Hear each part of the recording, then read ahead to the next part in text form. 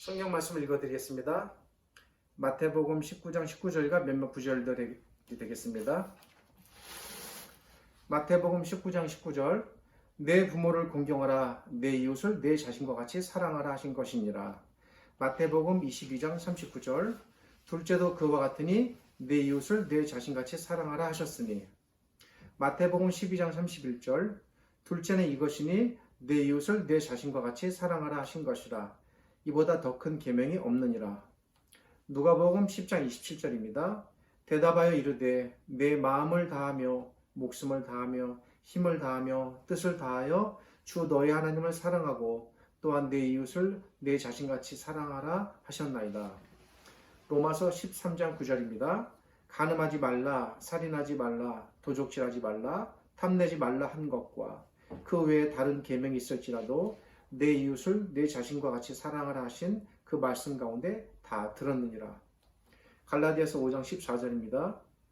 온 율법은 내 이웃 사랑하기를 내 자신같이 하라 하신 한 말씀에서 이루어졌나니. 야고보서 2장 8절입니다. 너희가 만일 성경에 기록된 대로 내 이웃 사랑하기를 내 몸과 같이 하라 하신 최고의 법을 지키면 잘하는 것이거니와. 오늘은 내 이웃을 내 몸과 같이라는 제목으로 말씀을 나누는 세 번째 시간입니다. 지난 주일에는 잠시 시편의 말씀을 살펴보았고 오늘 이웃 사랑에 관한 이 시리즈 설교를 마무리 지으려고 합니다. 저는 가끔 그런 생각을 합니다. 내게 설교란 무엇일까? 내게 하나님의 말씀을 준비하고 전하는 일은 무엇일까? 스스로 이런 질문을 할 때가 있습니다. 가만히 생각해 보면 제게 설교란 늘 마지막 쌀 한 줌을 쌀독에서 박박 긁어내어 마지막 밥을 짓는 일과 같지 않나 라는 생각을 하게 됩니다. 가족을 위해 쌀독에 남은 마지막 한 줌의 쌀을 긁어내어 마지막 밥을 짓는 어머니의 마음은 어떨까? 한 줌의 쌀이 남아 밥을 지어 가족을 먹일 수 있다는 기쁨과 또 한편으로는 이 한 줌의 쌀이 떨어지면 내일은 무엇으로 우리 가족을 먹여야 하나, 이대로 내일부터 굶어야 하나 라는 두려움도 있을 것입니다. 그 옛날 우리들의 부모님들은 이런 일들이 있었을 것입니다.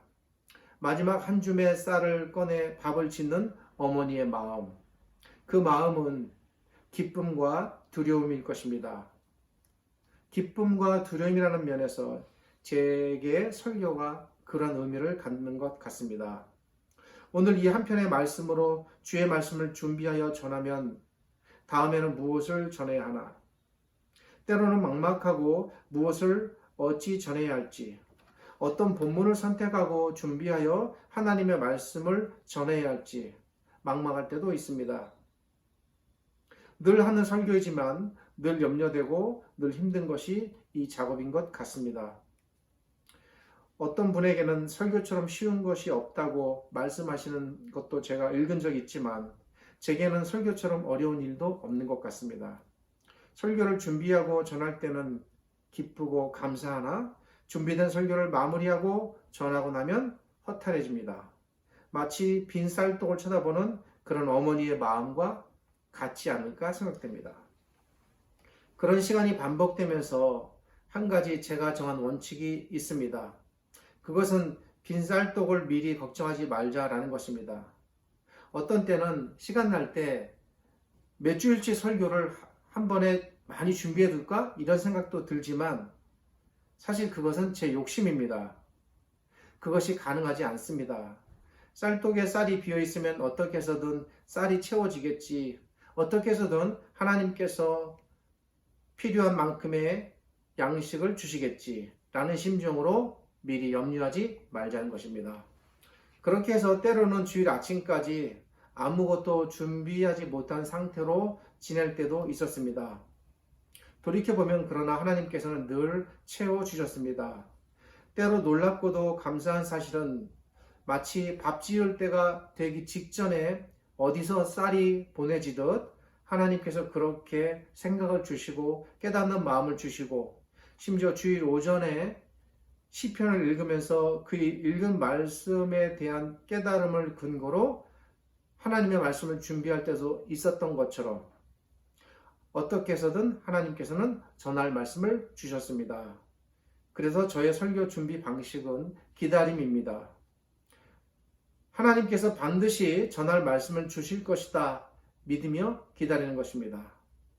물론 억지로 성경 여기저기를 찾아서 설교거리를 만들어 전할 수야 있겠지만 제 마음이 허락되지 않습니다.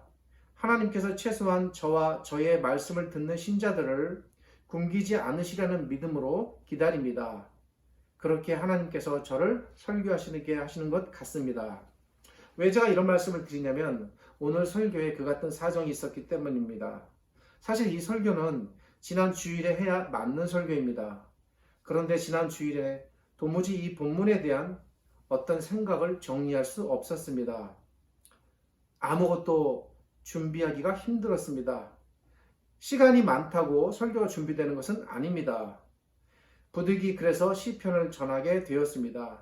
지난 주일에 시편을 전하면서 다가오는 주일에는 이 말씀을 마무리해야 되는데 그때까지도 어떤 생각이나 내용이 정리되지 않으면 어떻게 하나 염려했습니다.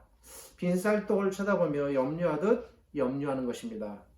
그래서 저는 생각하기를 다음 주일에도 어떤 생각이 주어지지 않으면 이 본문에 대한 세 번째 설교는 여기서 접어야 되겠다라는 생각을 했습니다. 사실 이렇게 생각할 때 제 말씀을 듣는 아주 극소수지만 우리 신자들께는 대단히 죄송한 마음, 그들의 얼굴이 떠올랐습니다. 그래도 포기해야 되겠다라는 생각까지 했었습니다. 그런데 주중에 이에 대한 어떤 생각들이 정리가 되었습니다. 제 나름대로 표현하자면 하나님께서 전할 내용을 주시는 것입니다. 적어도 저는 그렇게 믿었습니다. 그래서 하나님께서 주신 마음과 생각들을 정리하여 오늘 마지막으로 이 본문에 대한 설교를 하게 되었습니다. 지난 두 번의 설교에서 제가 말씀드린 내용은 매우 단순하고 명료한 것이었습니다. 그것은 우리 주님께서 우리에게 내 이웃을 내 몸과 같이 사랑하라 라고 말씀하셨는데 우리는 진정 우리의 이웃을 내 몸처럼 사랑할 수 있다는 것이었습니다. 사실 이것을 실천하고 행하며 살기는 어렵지만 본질적으로 이것이 불가능한 말씀은 아니다라는 것이었습니다. 이에 대하여 첫 번째 설교를 하였습니다. 그리고 두 번째 설교에서는 그렇다면 진정 우리가 내 이웃을 내 몸처럼 사랑할 수 있는가? 만약 그렇다면 정말 이에 대한 성경적 근거는 없을까? 이에 대하여 생각해 보았습니다. 그 근거는 우리가 예수 그리스도 안에 거하는 순간부터 우리의 본질이 바뀌었기 때문입니다. 사실 이 바뀐 본질에 대해서는 신약 성경의 매우 많은 곳에서 그리고 사도 바울께서 특별히 많은 부분 이곳저곳에서 이야기하고 있습니다.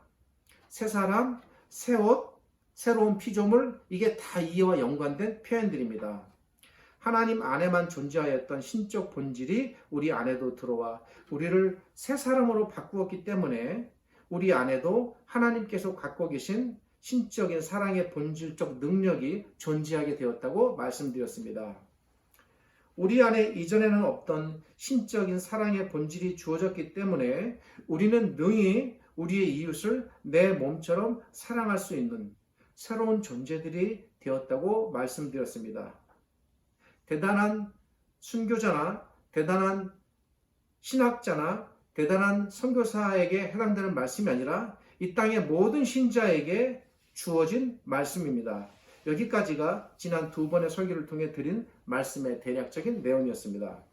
그렇다면 우리는 과연 어떤 방식으로 그리고 우리가 어떤 원리와 절차를 통해 우리의 이웃을 내 몸처럼 사랑할 수 있을까? 사실 저는 이 문제를 생각하면서 가급적이면 구체적으로 쉽게 그리고 성도들이 신자들이 그렇게 우리가 내 이웃을 내 몸처럼 사랑하며 살 수 있구나라는 실제적 가능성을 얻기를 원했습니다.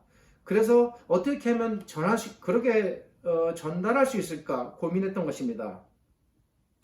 전에 말씀드린 것처럼 오늘 이 부분에 대해서 생각해 보려고 합니다.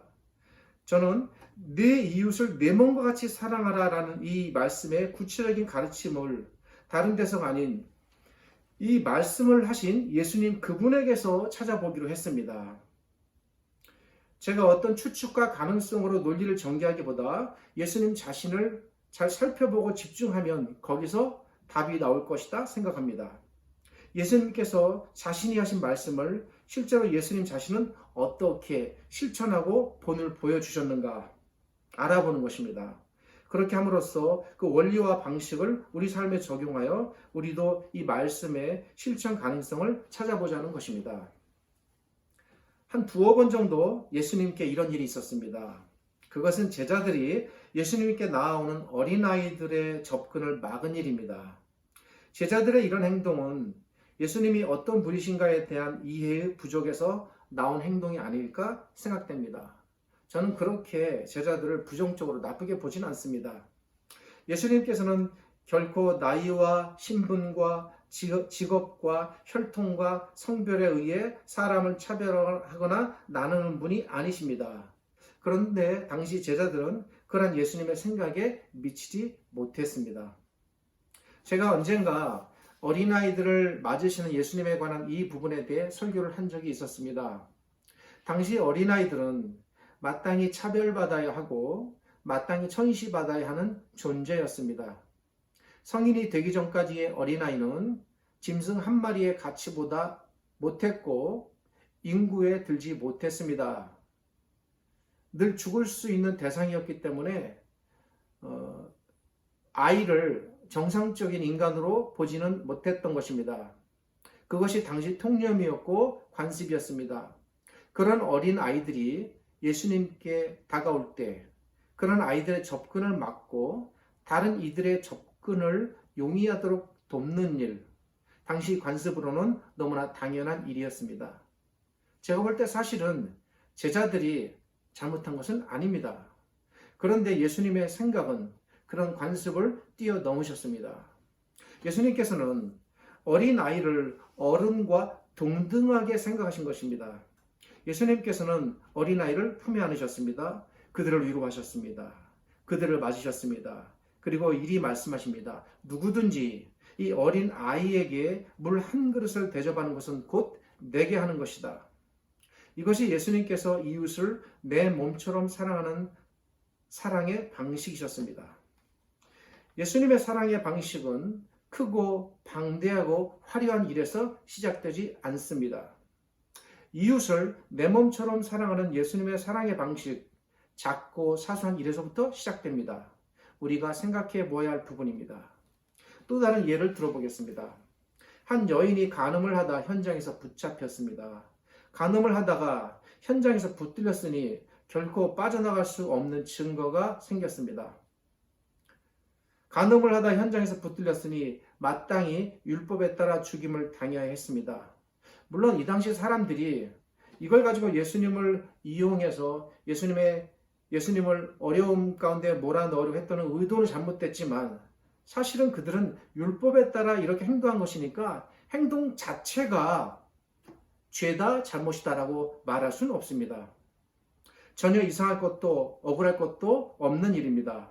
그런데 예수님께서는 이상할 것도 억울할 것도 없는 너무나도 분명한 율법의 판결을 뒤집으셨습니다. 여인이 죄를 뉘우친 것도 아니었고 여인이 예수님께 자신의 죄를 용서하고 구하는 상황도 아니었습니다. 아마 여인은 아무 말 하지 못하고 그저 가만히 고개 숙여 있었을 것입니다. 그러나 예수님께서는 여인을 용서하셨습니다. 회개와 관련이 없는 용서였습니다. 율법의 범위와 테두리를 뛰어넘으신 것입니다. 예수님의 사랑이 율법의 범위와 테두리를 초월하셨습니다. 예수님의 사랑이 율법의 제도적 틀과 율법의 담을 무너뜨리셨습니다. 당시에는 현장에서 죄를 범한 여인을 율법에 따라 처벌하는 것이 하나님의 말씀에 순종하는 것이고 또한 성경에 마땅한 가르침으로 여겨졌지만 예수님께서는 하나님의 말씀에 진정으로 순종하고 성경의 가르침을 진정으로 따르는 것은 여인을 처벌하는 데 있지 않고 여인을 사랑하고 용서하는 데 있다는 것을 실제로 보여주시기 원했던 것입니다. 이것이 내 이웃을 내 몸처럼 사랑하라는 예수님의 또 다른 모습이었습니다. 참된 사랑은 제도와 틀과 정해진 관습을 초월한다. 이것이 예수님의 생각이셨습니다. 이 부분도 우리가 생각해 보아야 할 부분입니다. 우리는 얼마나 많은 통념, 얼마나 많은 관습, 그리고 얼마나 많은 종교적 틀과 테두리 속에 갇혀 지냅니까? 나는 아니다라고 생각해도 나도 모르게 그렇게 제한되고 갇혀있는 경우가 있습니다. 나도 갇혀 살고 남도 가두지 않습니까? 하나님께 순종한다는 명분으로, 종교적 전통과 관습이라는 명분으로, 그리고 제가 볼 때 가장 무서운 것은 하나님을 사랑한다는 명분입니다. 하나님을 사랑한다는 명분으로 정작은 그분의 사랑을 가두고 가려버리는 것입니다. 너희 중에 죄가 없는 자가 먼저 돌을 들어 치라 라는 이 예수님의 말씀은 오늘날 그런 오류에 빠진 우리들, 교회, 신자들을 질책하시는 것입니다. 또 다른 예를 들어보겠습니다. 수많은 사람들이 모였습니다. 이들은 순전히 예수님의 말씀을 듣기 위해 예수님을 통해 자신의 아픔과 고통의 문제를 해결받기 위해 모인 가련한 백성들이었습니다. 그들은 그 자체로 온통 심령이 가난하고 애통한 사람들입니다. 그들은 오직 예수님의 말씀을 듣고 그분의 가르침을 듣기 위해 모인 사람들입니다.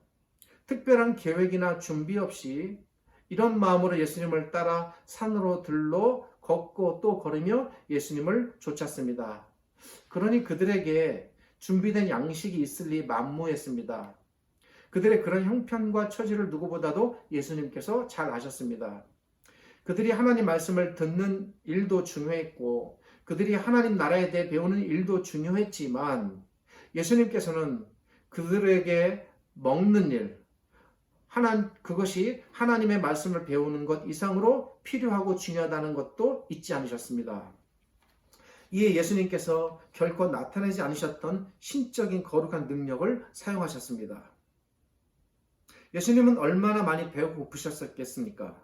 또 그를 따르는 제자들은 얼마나 많이 굶주렸겠습니까? 그러나 그러한 때에도 도무지 자신의 그 능력을 사용하진 않으셨습니다.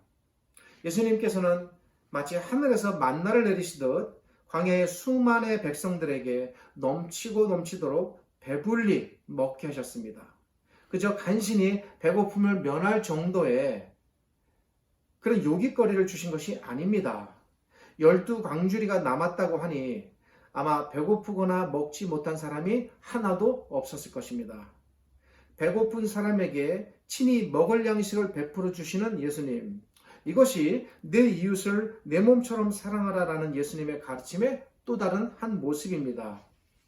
빵이 필요한 사람에게 빵을 주라. 이것이 예수님의 생각이셨습니다. 기도도 필요하고 성경도 필요하고 복음도 필요하겠지만 배고픈 사람에게 가장 시급한 것은 당장의 빵입니다.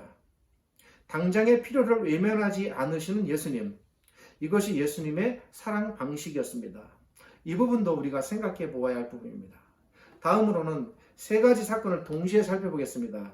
그것은 예수님께서 38년 된 병자를 고치신 일과 또 손 마른 사람을 고치신 일과 제자들이 밀 이삭을 베어먹은 사건입니다. 서로 다른 세 가지 사건 같지만 사실 이 세 사건 안에 한 가지 공통적인 사실이 있습니다. 그것은 이 세 사건이 모두 안식일에 벌어졌다는 것입니다. 당시 유대인의 안식일 율법대로라면 이 같은 일들은 결코 일어날 수 없는 일입니다. 그러나 예수님은 다르셨습니다. 예수님의 말씀을 따라 생각하자면 안식일에 자기 양이 다치거나 빠지면 구하지 않을 사람이 있겠는가? 같은 원리로 하나님께서는 안식일이라고 해서 구덩이에 빠진 자기의 양, 즉 자기의 백성을 구하는 것 너무나도 당연한 일이셨습니다. 사람이 안식일을 위해 존재하는 것이 아니라 안식일이 사람을 위해 존재하기 때문에 결코 안식일의 법과 원칙이 사람을 살리는 일보다 먼저 할 수 없다는 것이 예수님의 생각입니다. 그러기에 안식일에 사람을 죽도록 내버려 두는 것보다는 안식일에 사람을 고치는 것이 더 안식일의 정신에 맞고 하나님의 뜻에 맞다고 생각하셨습니다. 안식일법이 아무리 중요하고 엄격하다 할지라도 결코 사람의 생명과 목숨을 살리는 일보다 앞설 수 없다는 것이 예수님의 생각이신 것입니다. 이 원칙에 따라 예수님께서는 안식일에도 사람을 거침없이 살리셨습니다. 안식일에도 병자를 고치셨습니다. 안식일에 제자들이 밀 이삭을 먹음으로써 배고픔을 달랜 일을 모른 척 책망하지 않으셨습니다. 이것이 이웃을 내 몸처럼 사랑하시는 예수님의 사랑의 방식이셨습니다.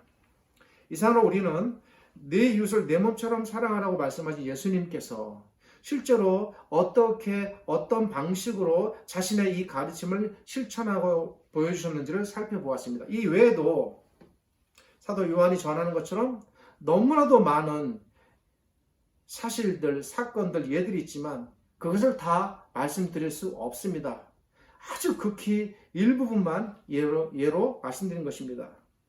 지금까지 살펴본 내용들을 생각해 보면 이 내용들 안에 다음에 두 가지 특징이 나타납니다. 그것은 첫째로 예수님께서 이웃을 내 몸처럼 사랑하는 방식은 결코 화려하거나 대단한 업적을 통해 나타나지 않았다는 사실입니다. 예수님께서 어린아이를 품에 안으시며 웃어주시며 어루만져 주신 일, 그 자체로 이웃을 내 몸처럼 사랑하시는 것입니다. 가련한 여인의 마음까지 헤아려 그녀를 용서하시고 다시 죄 가운데 빠지지 않도록 깨닫게 하시고 건져주신 일, 배고픈 무리들에게 빵을 먹이신 일, 제자들이 밀 이삭을 먹은 일조차 모른 척 눈 감아주신 일 등등, 이 모든 일은 지극히 일상적이고 평범한 일들입니다. 그러나 이 일상적이고 평범한 일들이 내 이웃을 내 몸처럼 사랑하라라는 예수님의 스스로의 가르침을 행동으로 보이신 일이라는 것입니다. 두 번째 특징은 예수님께서 생각하시는 이웃이 언제나 손만 뻗으면 닿을 수 있는 가까운 거리의 사람들이었다는 사실입니다. 예수님께서 팔만 쭉 뻗으면 닿을 수 있는 거리 안에 어린아이들, 예수님께서 안을 수 있었고 함께 손잡고 걸을 수 있었고 함께 대화할 수 있는 예수님을 따르는 사람들과 제자들, 그리고 여인들, 예수님의 도움을 간절히 바라고 애청하며 안타까운 눈망울로 쳐다보는 거리의 병자들, 그들이 모두 예수님 가까이에 있던 대상들이셨습니다. 우리가 손만 뻗으면 닿을 수 있는 사람들, 그들이 우리가 내 몸처럼 사랑해야 할 우리들의 사랑의 대상들입니다. 그리고 이 거리는 물리적 거리가 아닌 정신적 거리입니다. 우리에게 정신적으로 우리가 품을 수 있다면 물리적인 거리는 문제가 되지 않습니다. 하나님께서 이웃을 내 몸처럼 사랑하시는 그 하나님의 사랑을 품고 계셨기에 이웃을 사랑하시는 심정으로 아들이신 예수 그리스도를 이 땅에 보내시어 하나님의 이웃들을 구원하셨습니다. 하나님의 정신을 따라 우리 주님께서도 이 땅에서 친히 이웃을 내 몸처럼 사랑하는 거룩한 본을 보여주셨습니다. 예수님의 마지막 가장 크고 위대한 사랑의 결정, 그것은 바로 이웃을 위해 친히 대신 죽으신 일입니다. 빵도 주시고 병자도 고치시고 죄도 용서해 주시고 수많은 선을 이웃 사랑을 보여주셨지만 마지막으로 자기 목숨을 내줌으로써 결정을 보이신 것입니다. 하나님의 사랑과 우리 주님의 사랑으로 말미암아 우리가 하나님의 이웃이 되었습니다.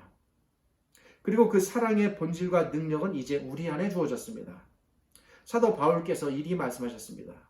누구든지 그리스도와 합하여 세례를 받는 자는 그리스도로 옷을 입었느니라.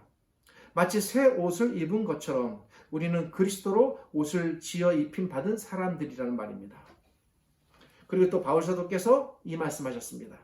내가 그리스도와 함께 십자가에 못 박혔나니 그런즉 이제는 내가 사는 것이 아니요 오직 내 안에 그리스도께서 사신 것이라.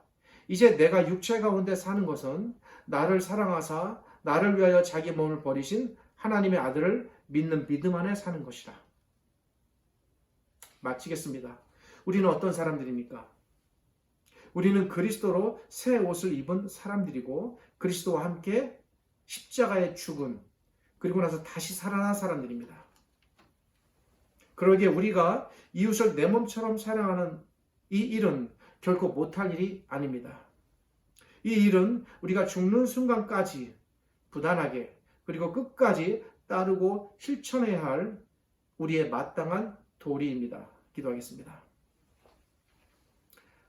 하나님 감사합니다. 오늘도 이 거룩한 말씀을 주시니 감사합니다. 우리 주님께서 이웃을 내 몸처럼 사랑하는 길이 무엇인가? 그것은 어떻게 가능한가? 그것은 어떻게 행해야 하는가?